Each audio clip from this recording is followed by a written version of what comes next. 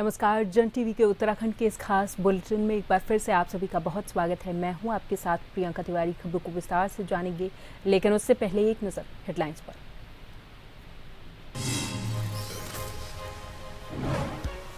उत्तराखंड में मनाई गई बकरीद, देहरादून में नमाज के लिए सड़कें बंद, हरिद्वार में आरएएफ का फ्लैग मार्च, नमाजियों ने की गाय को राष्ट्रीय पशु घोषित करने की मांग।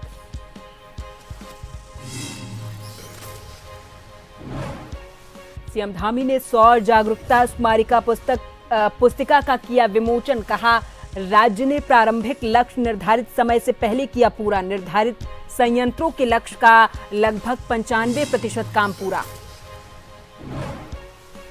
बीजेपी अध्यक्ष का 3 दिवसीय उत्तराखंड दौरा, शाम पहुंचेंगे नितिन नबीन। एक बूथ अध्यक्ष के घर करेंगे जलपान, पदाधिकारियों और कार्यकर्ताओं की लेंगे बैठक।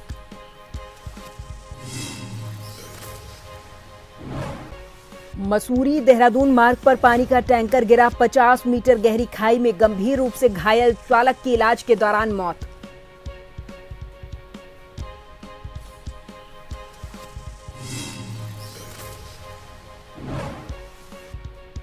और इस बार चारधाम यात्रा ने तोड़े सारे रिकॉर्ड, केदारनाथ बद्रीनाथ में पहुंचे करीब 15.5 लाख तीर्थयात्री। भीड़ के मद्देनजर कुछ विशेष पूजाओं में कटौती।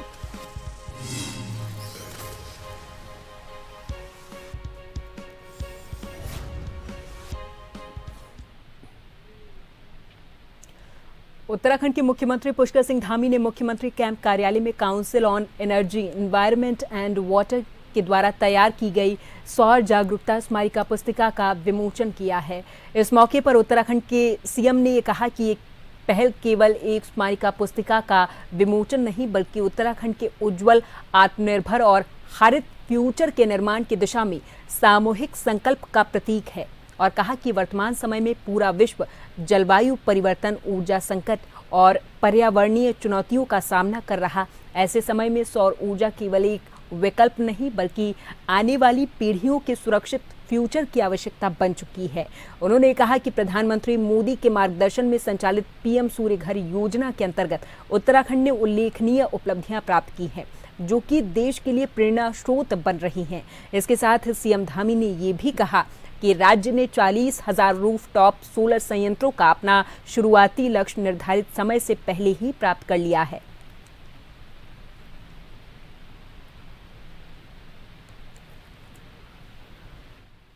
पुस्तिका विमोचन का अवसर नहीं है, यहाँ तक सीमित नहीं है, बल्कि भविष्य में क्या क्या चुनौतियाँ हमारे सामने आने वाली हैं, किस प्रकार से हमको उन चुनौतियों पर काम करना है, कैसे एक उज्जवल, आत्मनिर्भर और हरित भविष्य की दिशा में, ये हमारे संकल्पों का भी प्रतीक है। कि इन्होंने अभी सुंदरम साहब ने बताया कि इसका सौर कौथिक बीच में हम लोगों ने किया था ऊर्जा का, और निश्चित रूप से एक अच्छी शुरुआत हमारी हुई है और बहुत संभावनाएं हमारे राज्य में यहाँ भी हैं। वैसे तो पूरे देश में ही माननीय प्रधानमंत्री जी के नेतृत्व में एक इस क्षेत्र में बहुत हरित क्रांति हुई है, हरित एनर्जी के क्षेत्र में। और CEW द्वारा तैयार की गई ये पुस्तिका हमारी जन जागरूकता और ऊर्जा परिवर्तन के लिए अत्यंत महत्वपूर्ण होगी।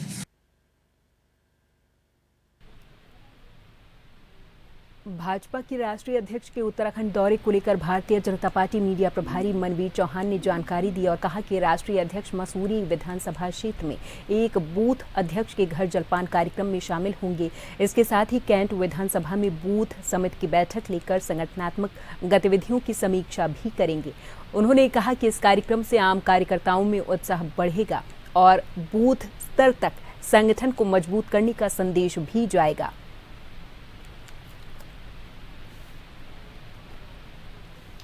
देखिए, हमारे भारतीय जनता पार्टी में एक हमारा जो आम कार्यकर्ता होता है, क्योंकि भारतीय जनता पार्टी एक कार्यकर्ता आधारित पार्टी है, और हमारे संगठन स्तर पर जो संरचना बनाई गई है पार्टी की, वो सबसे छोटी इकाई हमारी बूथ की होती है। और आदरणीय राष्ट्रीय अध्यक्ष बूथ अध्यक्ष के घर पर जलपान करेंगे और बूथ समिति की बैठक लेकर के उसकी समीक्षा करेंगे। तो निश्चित रूप से उनका ये कार्यक्रम हमारे आम कार्यकर्ता में उत्साह भरने वाला होगा और एक प्रेरणादायी होगा। इसलिए आदरणीय अध्यक्ष जी का मसूरी विधानसभा के एक बूथ पर, बूथ अध्यक्ष के घर पर उनका जलपान का कार्यक्रम रखा गया है। इसके साथ ही कैंट विधानसभा के एक बूथ समिति की वो बैठक लेने वाले हैं। देहरादून में भारतीय जनता पार्टी के प्रदेश मुख्यालय के बाहर आज माहौल कुछ अलग रहा। राष्ट्रीय अध्यक्ष नितिन नवीन के 3 दिवसीय दौरे को लेकर पार्टी कार्यकर्ता उत्साहित हैं। स्वागत के लिए मुख्यालय के ठीक बाहर सड़क पर बड़ा स्टेज लगाया जा रहा है। ढोल नगाड़ों के साथ सांस्कृतिक कार्यक्रम की तैयारी है, लेकिन स्वागत की इस तैयारी ने आम लोगों की मुश्किलें बढ़ा दी हैं। 40 डिग्री तापमान में सड़क का एक हिस्सा घिरने से ट्रैफिक धीमा हो गया है। पैदल चलने वालों को धूप में रुक रुक कर निकलना पड़ रहा। आने जाने वाले लोगों को तकलीफों का सामना करना पड़ रहा है, जिससे ये साफ है कि स्वागत की तैयारियों में जनता की परेशानी को नजरअंदाज किया गया है।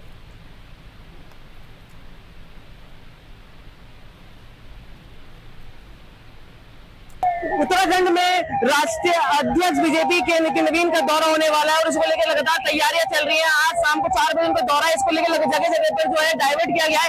इसी को आम जनता में भी समस्या देखने को मिल रही है और आप मैं पीछे दिखा सकता हूँ कि आम जो जनता है वो परेशान हो रही है, क्योंकि जगह जगह पर बैरिकेडिंग हो गई है।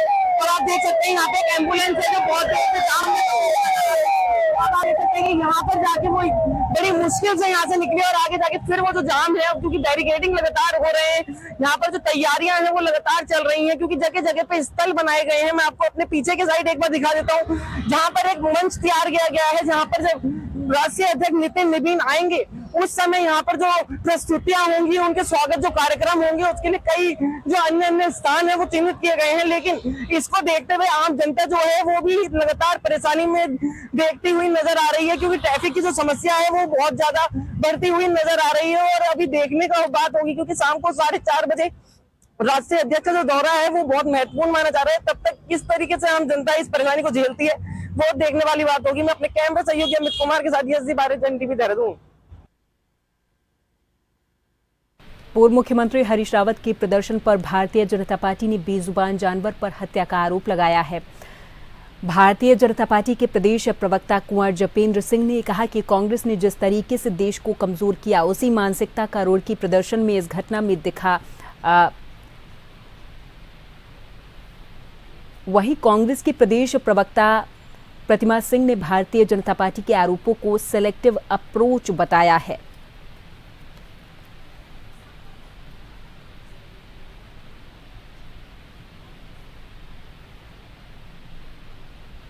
बड़ी अचंभे की बात ये थी कि एक बेजुबान जानवर इस गर्मी में, और उस पर पूर्व मुख्यमंत्री सवार हैं और अनेकों लोग भेड़ चाल की तरह उनके पीछे उस बुग्गी पे सवार हैं, और वो बेचारा भैंसा हाँफ रहा है, उससे चला नहीं जा रहा, उसकी जुबान बाहर आ रही है, और एक जनाब उसके साथ साथ आगे चल रहे हैं। क्या संदेश देना चाह रहे थे पूर्व मुख्यमंत्री जी? क्या उन्हें बेजुबानों की भाषा भी समझ नहीं आई, या वो इतने निर्दयी हो गए कि इसी तरह से वो देश की कांग्रेस जान निकालती रही है? इतने लंबे समय कांग्रेस ने देश के ऊपर छल बल तुष्टीकरण से शासन करा, तो इसी तरह उन्होंने भारतवर्ष की भी जान निकाली हुई। बेजुबान जानवर को प्रदर्शन में इस्तेमाल करना कोई गलत बात नहीं है, क्योंकि आज आप भारत को एक मॉडर्न युग से, जहां पर लोग गाड़ियों में स्कूटरों में चला करते थे, वहां से उठा करके आप फिर से वही 18वीं शताब्दी में ले जाने का कार्य कर रहे हैं आज देश और प्रदेश को, जहां पे लोग बैलगाड़ियों में और भैंसा गाड़ियों में चला करते थे। तो ये एक सिंबॉलिक प्रदर्शन था। रही बात कि वो भैंसे की हालत ऐसी थी वैसी थी, देखिए धूप है, इसकी वजह से, बाहर की वजह से वो ऐसे चल रहा था। जैसे ही ये कुछ बातें नोटिस होती हैं वीडियो में, कुछ नहीं होती हैं। जैसे ही पूर्व मुख्यमंत्री जो हमारे वरिष्ठ नेतागण हैं, जैसे ही उनको ये अंदाज़ा हुआ, आगे उन्होंने बग्गी को रोक के उन्हें पानी वानी पिलाया। उत्तराखंड के पूर्व मुख्यमंत्री हरीश रावत ने कालाढूंगी में कांग्रेस के नवनियुक्त कोटाबाग ब्लॉक के अध्यक्ष संतोष पांडे के निवास पर सभा को संबोधित किया है। उन्होंने नवनियुक्त ब्लॉक अध्यक्ष संतोष पांडे और किसान मोर्चा के नवनियुक्त ब्लॉक अध्यक्ष अमरीक सिंह को बधाई और शुभकामनाएं दी। हरीश रावत ने कहा कि इस बार कालाढूंगी विधानसभा से कांग्रेस विशाल बहुमत से चुनाव जीतने जा रही है।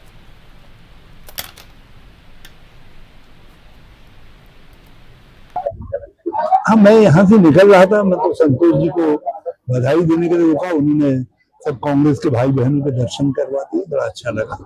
और एक मीटिंग कर दी है, ये अचानक मीटिंग कर दी और मुझे अच्छा लगा कि सब पुराने नए सब लोगों को जोड़ा है, अच्छा लगा।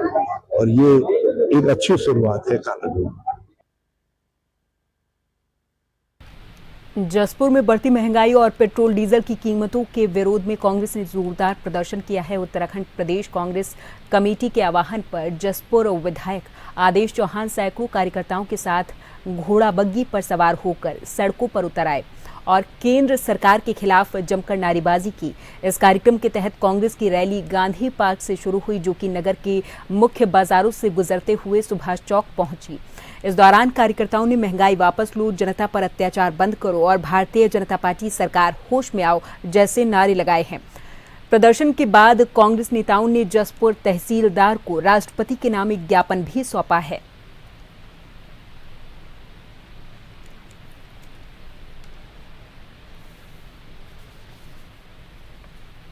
घोड़ा बुग्गी से सफर करते थे। आज वो स्थिति बन गई है क्योंकि पेट्रोल डीजल के दाम इतने हो गए, आम आदमी की पहुंच से दूर हो गए। क्योंकि आम आदमी मोटरसाइकिल में इतने रुपए 100 रुपये लीटर का पेट्रोल कैसे डला? 300 रुपये मनरेगा की दिहाड़ी है, क्या 300 रुपये मजदूरी करने वाला व्यक्ति 100 रुपये लीटर का तेल डाल सकता है? तो मजबूरन घोड़ा बुग्गी पे उसे आना पड़ेगा। तो ये सरकार है कि हमारे देश को पीछे ले जानी है, आगे ले जाने का काम करेगी। आज कोई पेपर होता है वो लीक हो जाता है, हर व्यक्ति को लाइन में लगा दिया। आप गैस सिलेंडर देखिए, आप जाइए लाइन में लगेंगे एजेंसी पे, माताएं बहनें वो अपना घर रसोई छोड़कर वो गैस सिलेंडर के लिए लाइन में लगी। किसान आज यूरिया के लिए भटक रहा है, एनपी के कट्टे के लिए भटक रहा है। तो आज हर वर्ग इनसे नाराज है। तो मैं महामहिम राष्ट्रपति के नाम हमने एक ज्ञापन दिया है तहसीलदार महोदय को, और हमारी मांग है कि या तो ये जो दाम है उनको कम किए जाए और नहीं तो ऐसे सरकार को बर्खास्त किया जाए। और ये उत्तराखंड में बकरीद का पर्व उत्साह के साथ मनाया गया है। देहरादून पुलिस ने बिंदाल पुल के पास चक्राता रोड पर बैरिकेडिंग लगाकर वाहनों की आवाजाही रोक दी, क्योंकि यहां कुछ ही दूरी पर ईदगाह में सामूहिक नमाज अदा हुई है। देहरादून में नमाजियों ने गाय को राष्ट्रीय पशु घोषित करने की मांग को लेकर पोस्टर के साथ प्रदर्शन किया है। इसके अलावा हरिद्वार, पौड़ी और हल्द्वानी समेत राज्य के अन्य हिस्सों में सुरक्षा के पुख्ता इंतजाम किए गए और भारी पुलिस बल भी तैनात रहा। देहरादून, हरिद्वार, ऊधम सिंह नगर, नैनीताल और पिथौरागढ़ सहित कई जिलों की ईदगाहों और मस्जिदों में शांतिपूर्ण नमाज अदा हुई है।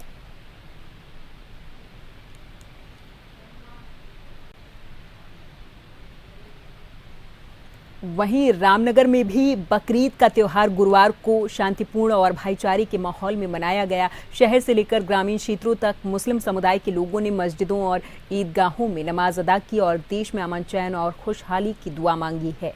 वहीं सुरक्षा व्यवस्था को देखते हुए पुलिस प्रशासन पूरे तरीके से मुस्तैद नजर आया है।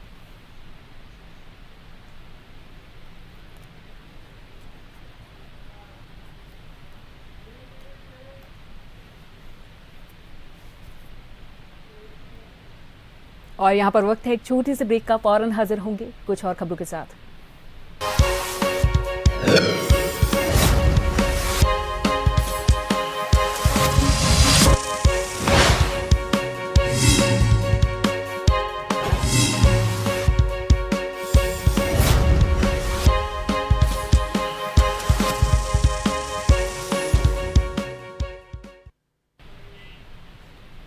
देहरादून के पचवादून और विकास नगर में बकरीद का त्योहार पूरे उत्साह भाईचारे के साथ मनाया गया। गुरुवार सुबह ईदगाहों और मस्जिदों में हजारों लोगों ने नमाज अदा करके देश में अमन, चैन, खुशहाली की दुआ मांगी है। इसके बाद कुर्बानी का सिलसिला भी शुरू हुआ। पूरे क्षेत्र में त्योहार को लेकर खासा उत्साह और खुशनुमा माहौल देखने को मिला है। वहीं सुरक्षा को लेकर पुलिस प्रशासन भी पूरे तरीके से सतर्क नजर आया।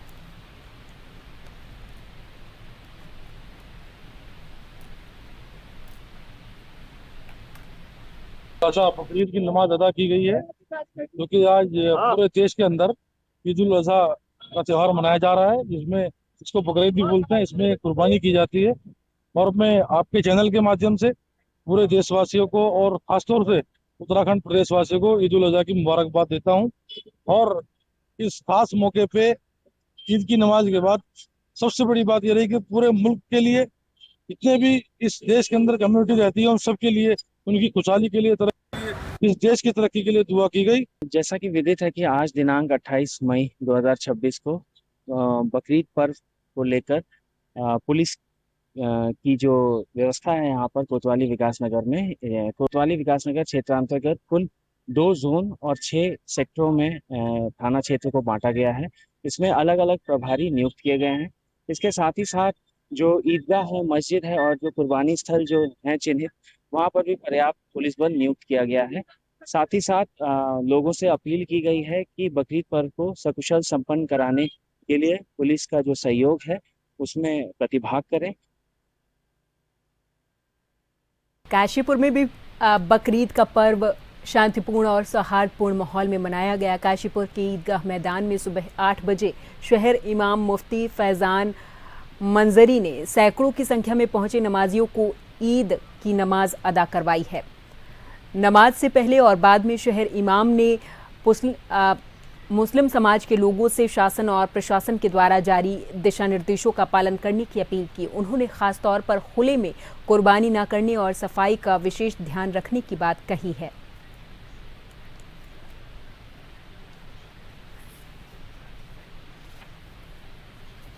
अमान का संदेश दिया गया है। सभी भाईचारे के साथ में रहें, सभी मोहब्बतों के साथ में रहें और ख़ास करके अल्लाह पाक हमारे शहर में और हमारे मुल्क में अमन व अमान अता फरमाए। रब्बे कायनात से यही दुआ की गई है कि अल्लाह पाक हमारे शहर को खूब तरक्की अता फरमाए और इस नमाज की बरकतों से अल्लाह पाक हमारे मुल्क को खूब तरक्कियाँ अता फरमाए।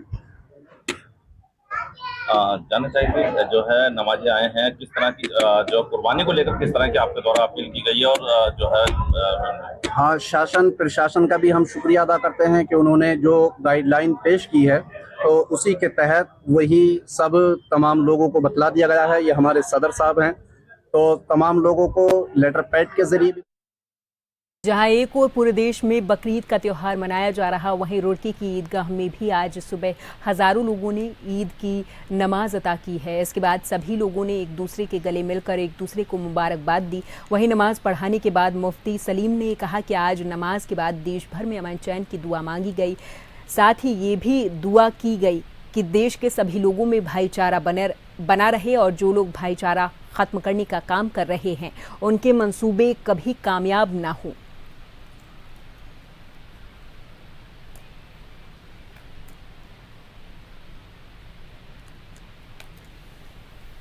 हमने ईद की नमाज पढ़ाई है और ईद की नमाज में दुआ की है पूरी दुनिया के इंसानों की कि आपस में अमन और शांति रहे। ख़ास तौर से हमारे मुल्क भारत के लिए दुआ की है कि अल्लाह इस मुल्क की हिफाजत फरमाए, इसमें खुशहाली अता फरमाए। और यहाँ के ताजिरों और काश्तकारों के लिए दुआ की है, उनकी तिजारत में, उनकी खेती बाड़ियों में, उनकी जानवरों की हिफाजत हो, इसके लिए दुआ ही और हिदायत दी है। आज ख़ास तौर से जो कुर्बानी का जानवर ज़बह होगा उस सिलसिले में ये हिदायत दी है कि बहुत ही एहतियात से करें, वीडियो न बनाएं ख़ास तौर से, और फिर गोश्त को ढक के ले जाएं। गलियों में जो है हड्डी और जो है कचरा न फेंकें। जो डस्टबिन रखे हुए हैं नगर निगम की तरफ से उसमें डालें और किसी को हमारी तरफ से तकलीफ़ ना हो। नालियों की सफाई सुथराई का ख्याल रखें, ये हिदायत दी गई। गढ़वाल रेंज के आईजी राजीव स्वरूप ने सोशल मीडिया पर फैल रही भ्रामक और अफवाह फैलाने वाली पोस्टों को लेकर लोगों से सतर्क रहने की अपील की है। उन्होंने कहा कि पुलिस की social media team control room के साथ ही सभी जिलों में लगातार सोशल मीडिया प्लेटफॉर्म्स की निगरानी कर रही है। आईजी ने ये बताया कि अगर किसी भी तरह की भ्रामक या अफवाह फैलाने वाली पोस्ट सामने आती है तो उसके खिलाफ कानून के तहत कार्रवाई की जाएगी।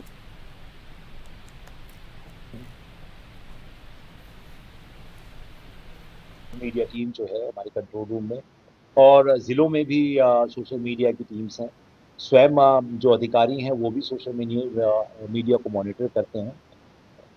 तो जैसे भी अगर किसी भी अधिकारी को या फिर किसी कर्मचारी को कोई ऐसी कोई रील्स दिखती हैं जो भ्रामक हैं उसके विरुद्ध में हम कानूनी कार्रवाई करते हैं। और निश्चित तौर पर कोई भी व्यक्ति कोई भी भ्रम की स्थिति ना फैलाए, इसके लिए हम उनको पहले ही से हमने आपके माध्यम से हम इनको अवगत कराना चाहेंगे कि कोई भी पोस्ट जो है उसको बिना उसको वेरीफाई किए हुए उसको आप फॉरवर्ड ना करें।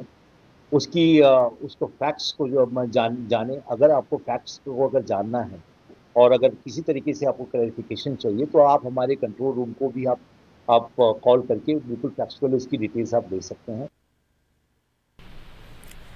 मसूरी देहरादून मार्ग पर गुरुवार को एक पानी का टैंकर अचानक से अनियंत्रित होकर करीब 50 मीटर गहरी खाई में गिर गया। हादसा इतना भीषण था कि टैंकर चालक गंभीर तौर पर घायल हुआ है। घटना के बाद मौके पर अफरा तफरी मच गई। स्थानीय लोगों और पुलिस टीम ने तत्काल रेस्क्यू अभियान चलाकर घायल चालक को खाई से निकाला और उपचार के लिए उप जिला चिकित्सालय मसूरी पहुंचाया है, जहां डॉक्टरों ने उपचार के दौरान चालक को मृत घोषित कर दिया है।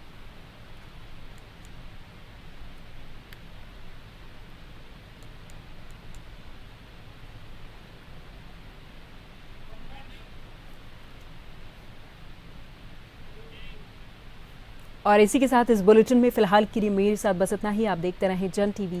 नमस्कार।